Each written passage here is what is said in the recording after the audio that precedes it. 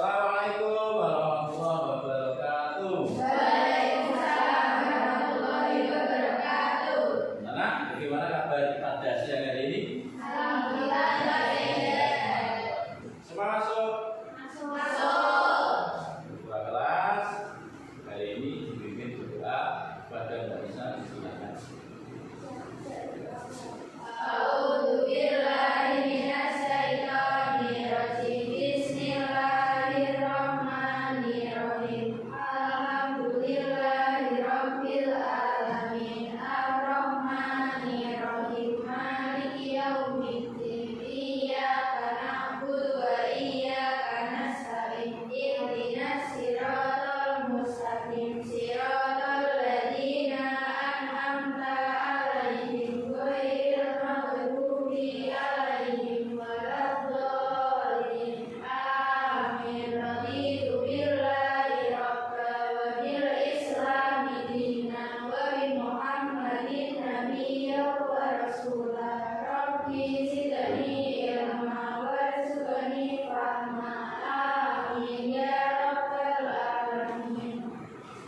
Mudah-mudahan pembelajaran pada siang hari ini digunakan oleh Allah Subhanahu wa taala. Amin ya rabbal Amin. Karena agar kita lebih cinta terhadap tanah air, hubul atau minal cinta tanah air merupakan sebagian dari maka dari itu silakan untuk berdiri kemudian menyanyikan lagu wajib nasional.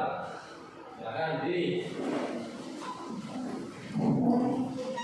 Dan mulai 1, 2, 3. Dari Sabang sampai Merauke berjajar pulau-pulau, sambung menyambung menjadi satu, itulah Indonesia. Indonesia tanah airku, aku berjanji padamu, menjunjung tanah airku Indonesia. Silakan kembali. Jadi menyanyikan lagu seperti itu adalah meningkatkan kecintaan kita terhadap tanah air, yaitu Republik Indonesia. Anak-anak, saya lanjutkan.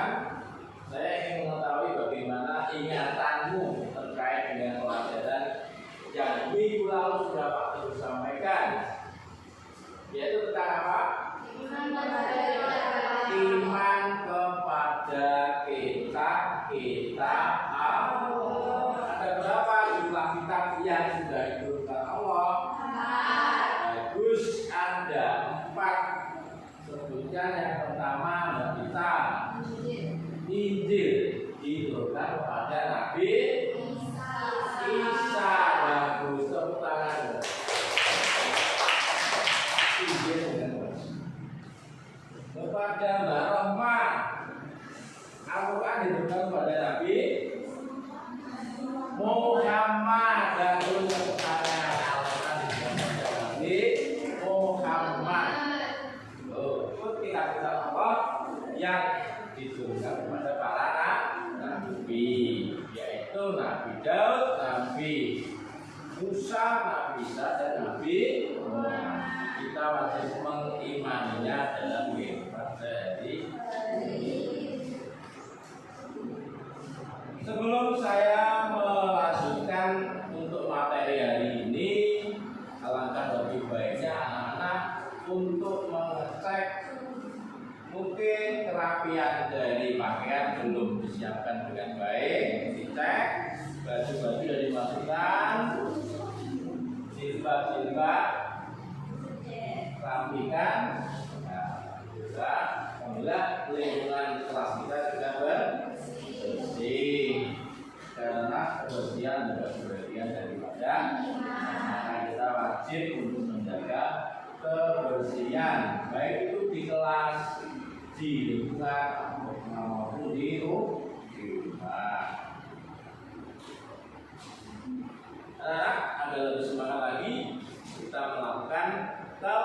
semangat.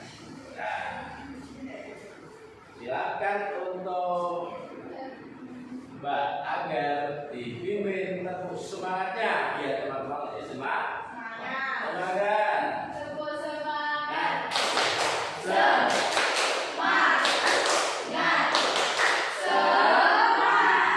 Ya, terima kasih. Alhamdulillah sudah semangat. Nah, ini diperhatikan untuk materi pada pagi siang hari ini, yaitu tentang penyelenggaraan jenazah.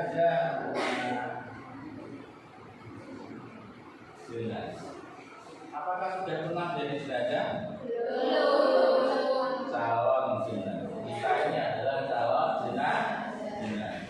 Suatu saat kita akan dipanggil oleh Allah. Tidak mengenal usia, ya. Silakan diamati.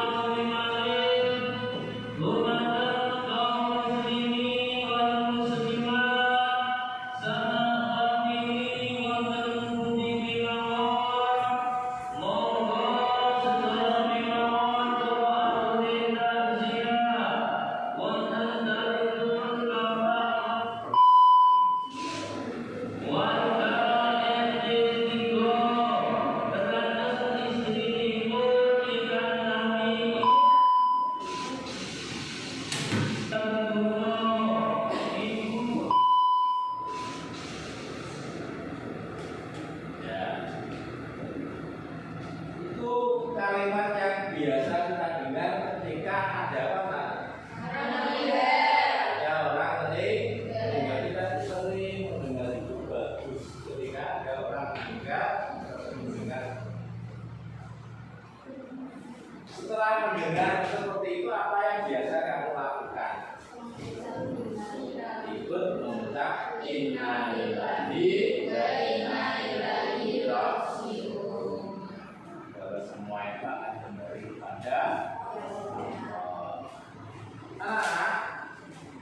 Tujuan dari pembelajaran pada siang hari ini adalah melalui metode diskusi anak-anak diharapkan bisa menelaah tata cara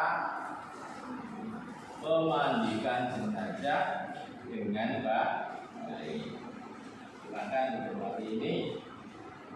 Sebelum dicermati ini nanti mohon anak-anak nanti bisa kalau mau bertanya bisa ditanyakan.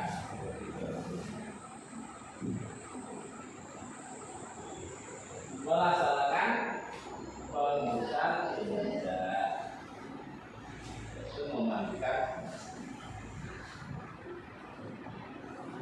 Tujuannya saya ulangi lagi yaitu melalui diskusi kelompok peserta didik dapat menerapkan penyelenggaraan jenazah sesuai dengan syariat Islam dengan benar.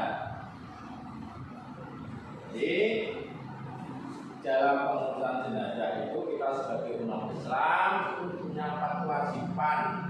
Yang pertama apa?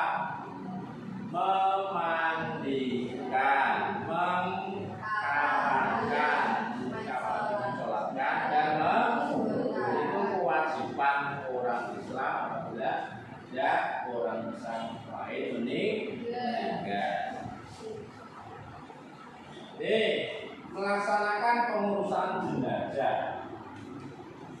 Sebenarnya ada 4 poin di situ. Kewajiban umat Islam terhadap jenazah, orang mengupas membahas terkait dengan memandikan jenazah. Tetapi anak-anak terlebih dahulu mungkin ketika keluarga kita besok meninggal dan tahu bukan di sampingnya, apa yang harus kita lakukan? Apa? Nah, ada keluarganya meninggal, maka pejamkanlah matanya, mohonkanlah ampun. Dalam matanya harus dipejamkan.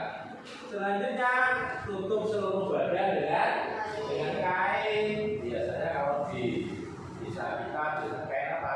Jari. Selain jari boleh Pak? Boleh. Kain sarung. Boleh. Tapi sarung kan tidak panjang. Kalau sarung itu kamu letakkan di tubuh jenazah, maka pertanyaannya sudah tertutup atau masih kelihatan? Ya, kalau digunting bagus. Kalau digunting bisa panjang. Ditempatkan di tempat yang aman yang ketiga, yaitu jangan diletakkan di lantai, harus diangkat keluar. Biasanya di ruang tamu kita taruh di, biasanya di depan atau di tengah. Agar tidak terhindar dari binatang-binatang melata, tikus mungkin dan lain-lain. Pak, keluarga sahabat tidak dilarang mencium si mayat. Keluarga ini boleh untuk mencium, memeluk si mayat. Temannya, kalau sejenis ya, sejenis maksudnya yang meninggal putri, kita sejenis putri maka boleh. Kalau berlawanan, tapi tidak ada ikatan apa-apa kecuali suami dan istri. Dan yang tidak kalah penting lagi, sebelum jenazah itu meninggal biasanya apa? Najah. Tahu najah ya? Najah itu proses berpisahnya roh dari badan. Maka kita sebagai keluarga kita harus meminta di sampingnya dan membisikkan kalimat apa? Asyhadu alla ilaha illallah. Itu saja. Dibisikkan pelan-pelan, diwarai, diajari agar ketika roh lepas dari tubuhnya itu kalimat terakhir yang terucap di bibirnya adalah kalimat la ilaha illallah. Tapi ya jarang mayat yang bisa berucap seperti itu. Bapak itu pernah mengunggui orang yang meninggal itu karena sudah tidak bisa berucap seperti itu ya. Akhirnya ya saya ajarkan hanya kalimat Allah karena sudah tidak bisa Allah. Sebelumnya ya la ilaha illallah, tapi kan kelamaan mulai melemah sehingga tidak bisa meniru. Bagaimana ya kewajibannya? Lanjut, perawatan segala, memandikan jenazah. Cara memandikan jenazah apa? Jenazah itu dua Islam. Jenazahnya harus orang Islam. Kamu punya tetangga selain Islam, nggak boleh mesti memandikan. Itu seagama Islam Muslim. Didapati bagian tubuhnya walaupun sedikit ada tubuhnya. Biasanya ada tubuhnya ini ada korban apa? Kecelakaan. Biasanya ketabrak kereta api yang di kakinya hilang, tapi kakinya tinggal satu. Maka yang didapatinya itu adalah yang dimandikan. Yang ketemu hanya kaki tok, kakinya saja itu yang dimandikan. Paham ya? Lanjut, yang berhak memandikan jenazah. Siapa saja yang berhak memandikan jenazah? Siapa? Yang berjenis kelamin sama. Lanang laki-laki memandikan yang laki-laki. dan istri. Saudara, saya memang keluarga, dan keluarganya itu apa ya? Ya berani untuk memandikan. Suami atau istri jenazah lebih berhak memandikan semua. Ketika ada si A sama suami, si B ini istri, maka istrinya boleh berhak untuk memandi. Tetapi rata-rata tidak tega ya, tidak tatak ya. Istri mau memandikan suami, suaminya mau meninggal. Siapa yang mandikan? Keluarga yang sekarang tata cara memandikan jenazah.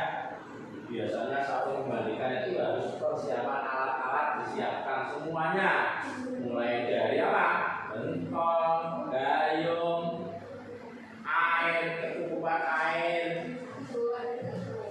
sabun, sampo, kapur barus, handuk, kain basah, kain kering, kain kapan, setelah dimandikan juga harus disiapkan. Tata cara memandikan jenazah di tempat yang tertutup yang pertama. Jenazah tidak boleh dimandikan di halaman rumah, dibiarkan di kantor orang banyak, tidak boleh. Itu karena ada apa? Tahu orang meninggal itu auratnya juga pasti jaga. Siapa yang menjaga? Yang masih hidup, yaitu yang memandikan. Tertutup ya, tempatnya tertutup, biasanya diberi kotor. Yang kedua, mayat ditempatkan lebih tinggi.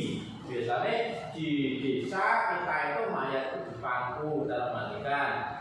Kalau tidak ada di pangku, biasanya ditaruh di meja yang terpanjang. Kemudian tugas atau keluarga yang lain memandikannya dengan cara sesuai dengan urutan memandikan. Tiga, ditutup dengan kain basahan agar auratnya tidak terbuka. Sama ini jenazah ini kelaminnya di sini memang, maka kelaminnya atau alamitannya itu tak ditutup. Kan aurat laki-laki itu mana? Melu, perempuan mana? Ya. Yang keempat, apabila setelah dibaringkan itu kemudian mayat itu agak diangkat untuk di bagian apa ini? Ya bagian perutnya agak digandakan agar apa? Kotoran yang masih menempel itu atau masih yang sisa kita keluar, diurut pelan-pelan, jangan keras-keras. Oke, mayatnya kesakitan. Ya, gimana? Membersihkan mulut dan gigi si mayat biasanya pakai apa?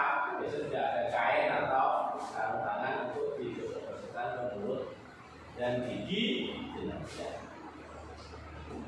Nah, membersihkan semua kotoran dan najis, mulai dari ujung kepala sampai kaki dibersihkan semua dengan air yang banyak.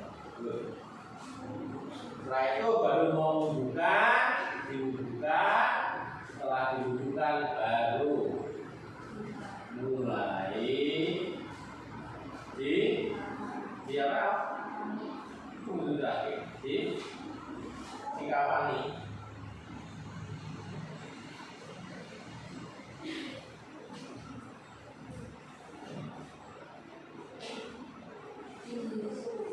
Disunahkan membasuh 3 sampai 5. Jadi memandikannya itu dibasuh 3 sampai 5 ganjil lah, biar lebih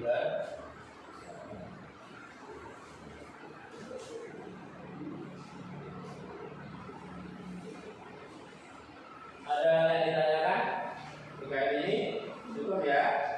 Kemudian selanjutnya sesuai dengan kemarin pembagian kelompok yang sudah saya bagi lewat grup WhatsApp kelas, maka untuk kelas ini dibagi menjadi 4 kelompok, 4 kelompok untuk segera membentuk sebuah lingkaran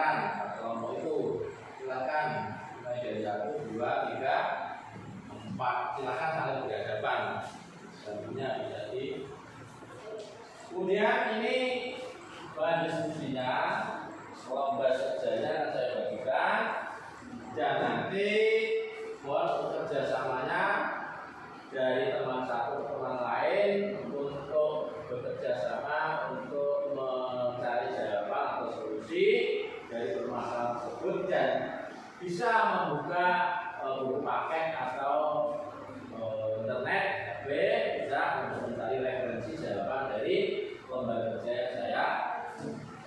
Ini kelompok satu ya. Ya, satu. Kelompok berapa ini?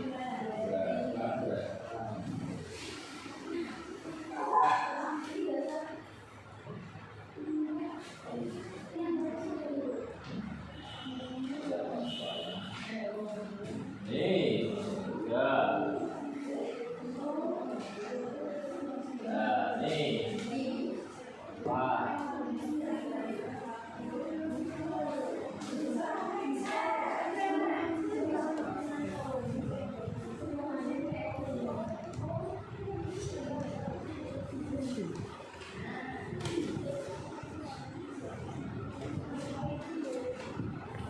Ini lembar kerjanya ini.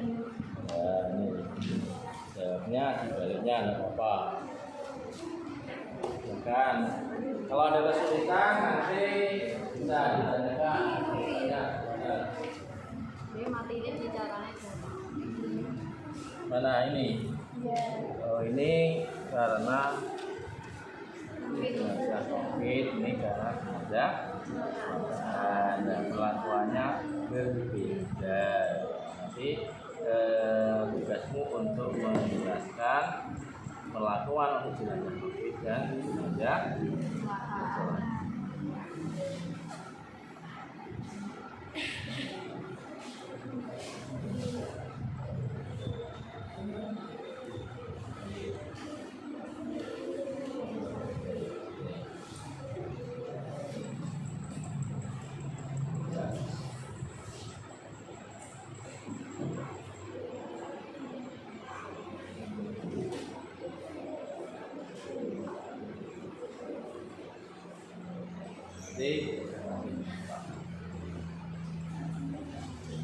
Saya beri waktu 15 menit untuk berdiskusi. 15 menit.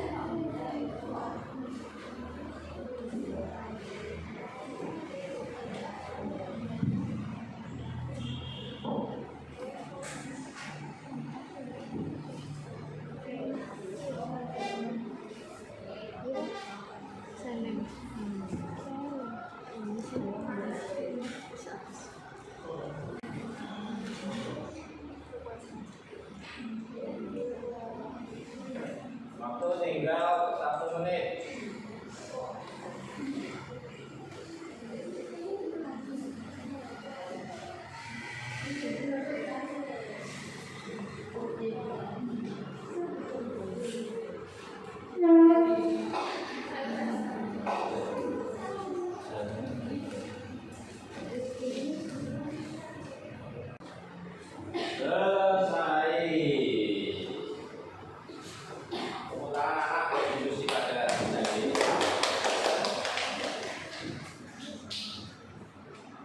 Dari 4 kelompok diskusi ini, untuk kelompok 1 silakan presentasi terkait dengan hasil diskusi yang sudah didiskusikan terkait negara belajar.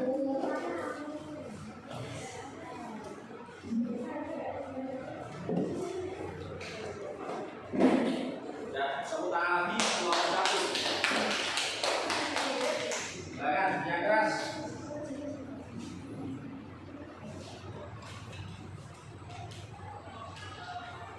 Tata cara pelaksanaan penyelenggaraan jenazah COVID. Soal memandikan jenazah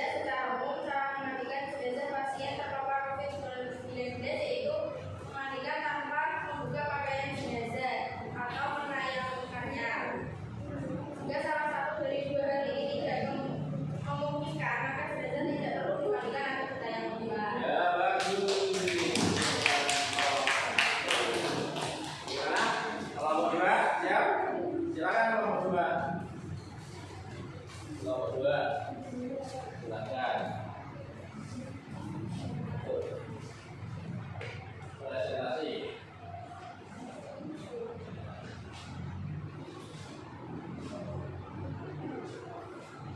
Cara membagikan secara umum masih ada beberapa yaitu kita karena menggunakan sengaja atau menggunakan benar. Jika salah satu dari kedua ini tidak dimungkinkan, maka sengaja tidak perlu digantikan atau dibayar benar. Petugas yang memandikan wajib berjenis kelamin yang sama dengan sengaja. Akan tetapi jika ada jaminan yang berjenis kelamin sama, maka petugas yang ada tetap memandikan dengan syarat sengaja tanpa memakai pakaian. Kalau tidak akan sengaja dibayar benar. Ya, kelompok 2 yang sudah dibacakan oleh Angga tadi. Selanjutnya kelompok 3.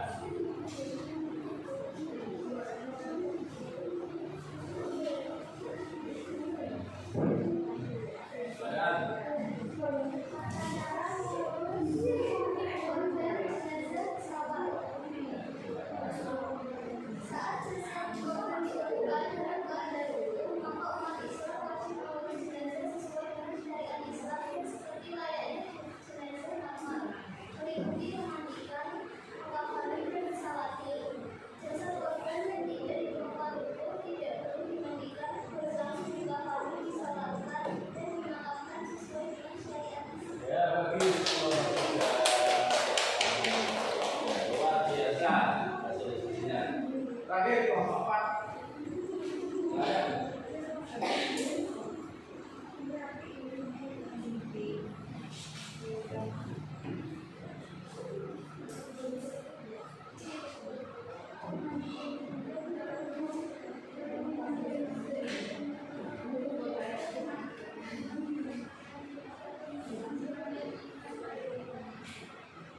Ya, terima kasih bagi penjelasannya terkait diskusi dari kelompok 4, yaitu tentang jenazah COVID dan jenazah akibat terjadi apa? Kecelakaan buah pesawat. Nah, untuk selanjutnya inti dari materi ini adalah bahwa penyelenggaraan jenazah ini sangat dianjurkan dalam Islam, khususnya memandikan jenazah ini punya fardu kifayah, wajib untuk dimandikan bagi jenazah yang beragama Islam. Yang memandikan juga harus orang Islam. Kemudian untuk jenazah COVID tadi sudah dijelaskan masing-masing kelompok dan jawabannya betul. Untuk jenazah yang akibat dari kecelakaan pesawat itu juga harus dimandikan apabila ditemukan anggota tubuhnya walaupun sedikit. Sudah paham mana ya terkait pelajaran matematika pada siang hari ini? Alhamdulillah, insya Allah di pertemuan minggu yang akan datang kita akan melaksanakan praktek memandikan jenazah. Nanti masing-masing kelompok yang sudah dibuat ini nanti akan membawa peralatan untuk memandikan jenazah. Mulai dari apa lagi? Ada nanti kelompok 1 membawa bat atau ember, kelompok 2 membawa sabun, sampo dan kapur, terus kelompok 3 membawa kain atau jaring atau kain besar. Kelompok yang terakhir yaitu membawa gayung, hanya membawa gayung kelompok terakhir. Ya, mana ya? Adalah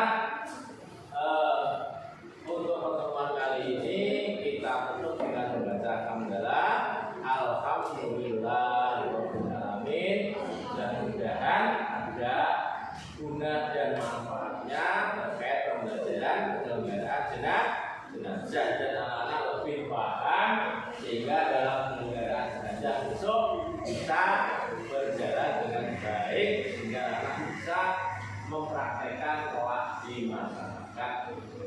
Demikian dari Pak Teguh, hal